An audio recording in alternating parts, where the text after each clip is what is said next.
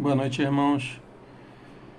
Eu queria hoje compartilhar com os irmãos algo que eu tenho pensado nesse mês de fevereiro e é sobre a graça do Senhor sobre as nossas vidas. E eu queria começar falando um pouco sobre graça, o que seria ou qual seria o significado dessa palavra para nós, para que a gente possa meditar um pouco sobre ela. E eu queria primeiro falar sobre o que é graça. O dicionário me disse que graça é um dom que Deus concede aos homens e que os torna capazes de alcançar a salvação. Tem um versículo na palavra de Deus que fala que pela graça sois salvos, mediante a fé. E isto não vem de vós, é um dom de Deus, é um presente que Deus dá a cada um de nós. Não é por esforço que nós conseguimos. Deus nos ama e Ele prova o seu amor para conosco. Quando Cristo vai à cruz e morre pelos nossos pecados e ressuscita ao terceiro dia e em breve voltará. Nós vivemos dias onde essa verdade da volta do Senhor Jesus está cada vez mais iminente para cada um de nós que está esperando, está aguardando por essa volta. Mas eu queria falar um pouco sobre a graça, porque às vezes, em meio a tanta coisa diferente acontecendo e tantas coisas que nós não entendemos, a gente precisa entender que a graça do Senhor está sobre nós.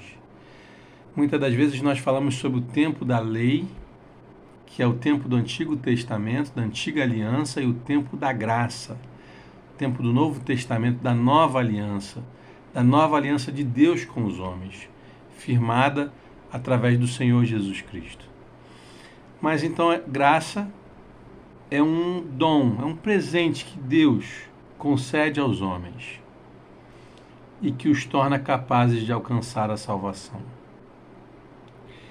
Tá? E eu queria compartilhar um texto com os irmãos da palavra do Senhor, mas antes disso eu queria ler um versículo que está lá em Hebreus capítulo 4, verso 16, que diz assim: Acheguemo-nos, portanto, confiadamente junto ao trono da graça, a fim de recebermos misericórdia e acharmos graça para socorro em ocasião oportuna.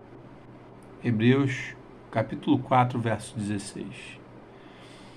Mas a história que eu queria compartilhar com vocês hoje está no Evangelho de Lucas, no capítulo 15. É uma história bastante conhecida e é uma parábola. Esse capítulo tem algumas parábolas e a parábola que a gente vai ler hoje é a parábola do filho pródigo. Muito, muito conhecida. Queria abordar alguns aspectos dela, mas o que me levou a essa história, essa parábola, a esse texto, foi justamente a graça do Pai. E a gente vai começar a leitura do capítulo 15, a partir do verso 11. E diz assim a palavra do Senhor.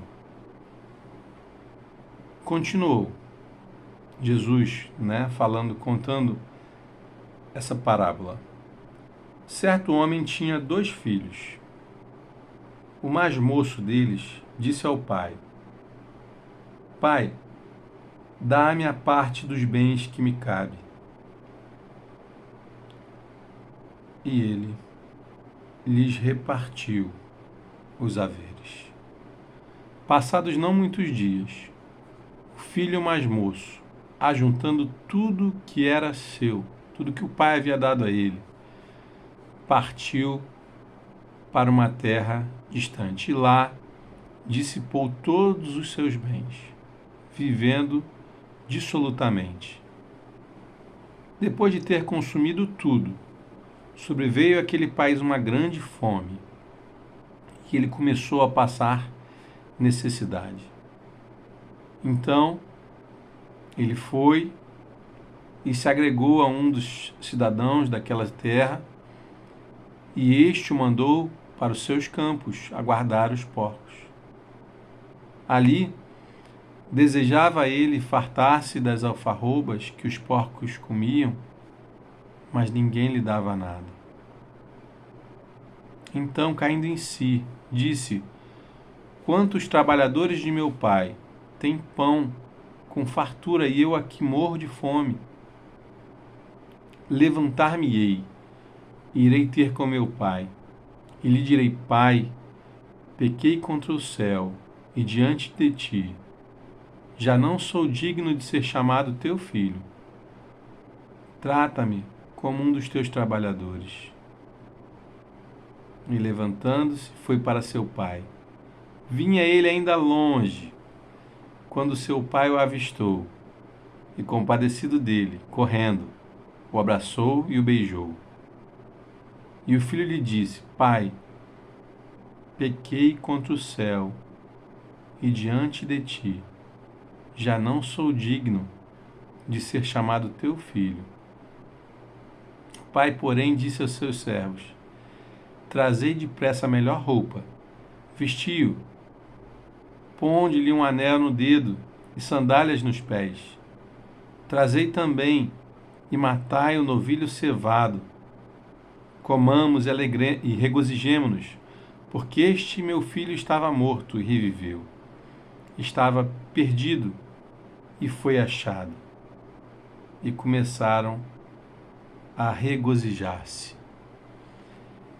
Essa parábola que nós acabamos de ler, ela vai um pouquinho mais adiante e conta a história de outro filho também. E a gente vai ler agora, a partir do versículo 25, a história desse outro filho. Ora, o filho mais velho estivera no campo, e quando voltava, a aproximar-se da casa, ouviu a música e as danças. Chamou um dos criados e perguntou-lhe que era aquilo. E ele informou: veio teu irmão, e teu pai mandou matar o novilho cevado, porque o recuperou com saúde. Ele se indignou e não queria entrar. Saindo, porém, o pai procurava conciliá-lo. Mas ele respondeu a seu pai: há tantos anos que te sirvo, sem jamais transgredir uma ordem tua, e nunca me deste um cabrito sequer para alegrar-me com os meus amigos. Vindo, porém, esse teu filho, que desperdiçou os teus bens, com meretrizes, tu mandaste matar para ele o novilho cevado. Então respondeu o pai: meu filho, tu sempre estás comigo, tudo o que é meu é teu. Entretanto, era preciso que nos regozijássemos e nos alegrássemos, porque esse teu irmão estava morto e reviveu. Estava perdido e foi achado. Essa parábola, ela fala sobre a graça. Eu queria abordar primeiro com vocês algo sobre o filho, sobre o primeiro filho, o filho mais moço, e o comportamento dele e algumas atitudes que esse filho mais moço teve e o que essas atitudes, aonde essas atitudes levaram a ele, e de uma maneira muito ruim, mas logo em seguida ele cai em si e toma uma outra atitude. E o que eu penso sobre esse texto, sobre a graça, é que a graça estava sobre esse filho e está sobre nós. E nós tomamos atitudes na nossa vida, e essas atitudes, de alguma maneira, elas mais adiante vão refletir naquilo que nós vamos encontrar, aquilo que nós estamos plantando, nós vamos colher, mas que há sempre um momento oportuno, onde o pai está sempre pronto a conceder a sua graça a cada filho seu. Primeiro ponto que eu queria lembrar sobre o filho pródigo, é um filho mais moço, ou mais novo, né? Um moço, mais moço. Primeiro, a herança. A herança é algo que nós entendemos que é passado para nós, né? Para os filhos, né? E esse pai que tinha 2 filhos, ele ouve um pedido do mais novo, e o pedido é: pai, me dá minha parte da herança. E o pai atende esse pedido. Interessante isso, né? Porque o filho fez um pedido que não era apropriado, pelo menos assim, lendo, a gente percebe que não era necessário. Aquele filho tinha tudo que ele precisava ali, onde ele estava, tinha o a família, tinha tudo que ele necessitava, tinha comida, tinha o pai, a sua família. Então ele realmente não tinha necessidade dele pedir a herança dele, mas mais adiante a gente vê que ele toma uma atitude, ele faz algo que vai mexer muito com a vida dele. E claro que ele não imaginava que seria tão difícil que ele iria passar, mas ele faz esse pedido e o pai concede esse pedido a ele. E aí ele, no verso 13, pouco tempo depois, ele parte, ele vai embora. Só que ele vai embora para um lugar distante. A impressão que eu tenho é que ele queria estar longe. Ele não se importava, ele talvez não valorizava o que ele tinha. E ele vai embora, mas ele quer ir para um lugar longe, quer experimentar coisas diferentes, novas, longe do pai dele. Certamente o que ele iria fazer não seriam coisas boas e ele queria distância. E nós somos assim, quando nós não queremos, né, que as pessoas estejam ou talvez vendo ou desaprovando aquilo que nós estamos fazendo, nós nos distanciamos de alguma forma. E ele vai para um lugar distante. No verso 13. Nesse lugar distante, ele acaba com tudo aquilo que o pai tinha dado a ele. Ele dissipa todos os seus bens. Isso está no verso 14, esse é o terceiro ponto.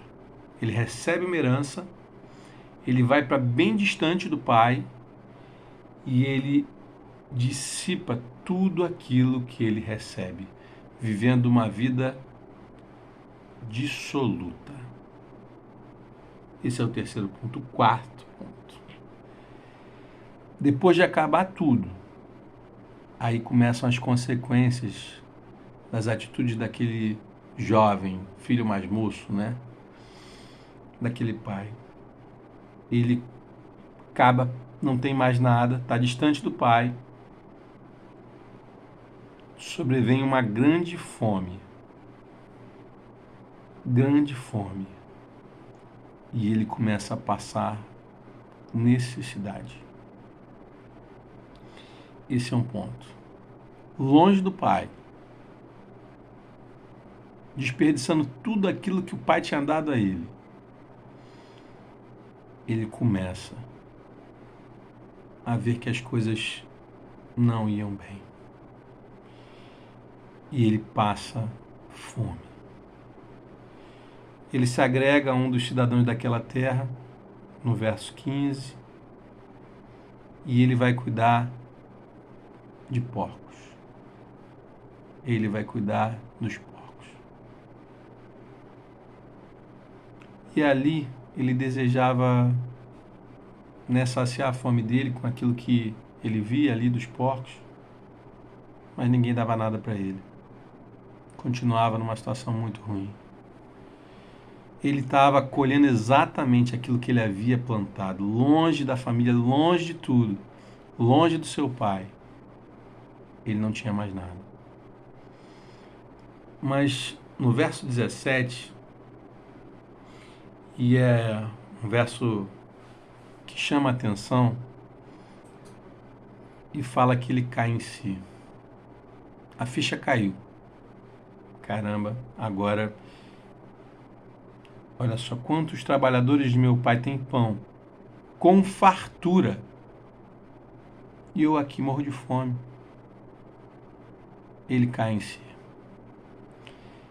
Isso mostra para nós o seguinte: qualquer filho que toma uma decisão talvez não muito boa e que pode sofrer alguma consequência dessas decisões e vai sofrer, ele pode cair em si. Ele pode cair em si. Ele toma uma decisão. Ele está arrependido. Quando ele cai em si e ele se levanta, logo no verso seguinte, ele fala: levantar-me-ei, irei ter com meu pai, lhe direi: pai, pequei contra o céu e diante de ti. Já não sou digno de ser chamado teu filho, trata-me como um dos teus trabalhadores. Ele ainda não tinha chegado lá, mas ele já estava no seu coração: olha, eu vou sair daqui, eu vou me levantar, eu não vou ficar nessa situação, abatido, esses problemas que estão, né, talvez por são culpa minha, eu caí em mim, eu realmente errei. Mas eu vou me levantar, eu vou ir ter com meu pai, eu vou falar com ele, eu vou conversar com ele, eu vou explicar tudo a ele, eu vou dizer para ele que eu estou arrependido, que não era bem isso e eu me enganei. Aí sabe o que acontece? No 18, no 20, já no 20, ele se levanta e foi para seu pai. Ele tomou uma atitude. Ele reconhece o estado que ele estava, a situação que ele se encontrava, a decisão errada que ele tinha tomado, e ele já, para ele mesmo, ele fez uma autoavaliação: olha, não, eu vou sair dessa situação, vou me levantar e vou me encontrar com o meu pai, porque eu sei que o meu pai, ele há de cuidar de mim. Eu sei que eu não mereço ser tratado como filho, porque eu desprezei tudo que ele tinha preparado para mim. Desprezei a vida em família que ele tanto queria que eu tivesse com ele.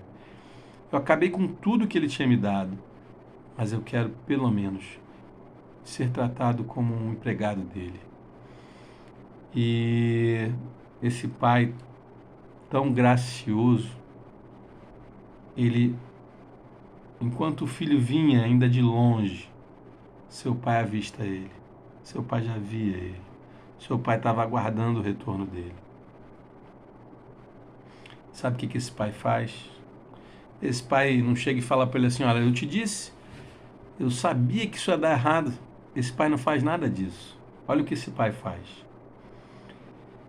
Quando seu pai o avistou e, compadecido dele, correndo, o abraçou e beijou. E o filho lhe disse: pai, pequei contra o céu e diante de ti. Já não sou digno de ser chamado teu filho. Olha que mudança. O filho rebelde, que pediu herança, que foi para longe, que acabou com tudo, que ficou sem nada, ele chega de uma maneira humilde, reconhece o seu erro, se arrepende, pede ao seu pai que o receba como um empregado. Mas sabe o que o pai faz? O pai usa de graça com ele. O pai presenteia ele. O pai, porém, disse aos seus servos: trazei depressa a melhor roupa, vestiu, pondo-lhe um anel no dedo e sandália nos pés.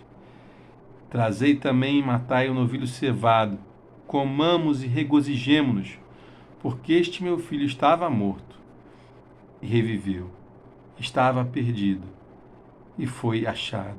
e começaram a regozijar-se. Assim era eu, assim era cada irmão. Mas agora eu queria que eu e que cada um daqueles que estão ouvindo essa mensagem pensasse no seguinte: você tem dado valor ao que o Pai tem dado a você? Você tem entendido que Ele fez tudo por você? Ele fez tudo por mim? Ele enviou o seu Filho para dar a vida por mim, por cada um de nós. Esse é o nosso Pai. Ele fez tudo por nós e faz tudo por nós. Ele nos dá a sua graça. Pela graça nós somos salvos, mediante a fé. Isto não vem de nós. Isso é um dom de Deus. Não vem de nada do que eu faço, não vem de obras, para que ninguém se glorie. Que o Senhor nos ajude a entender, a perceber a sua graça. Aquilo que como Pai, Ele tem feito pelos seus filhos, por cada um de nós. E que nós possamos dar valor a essa graça, maravilhosa graça.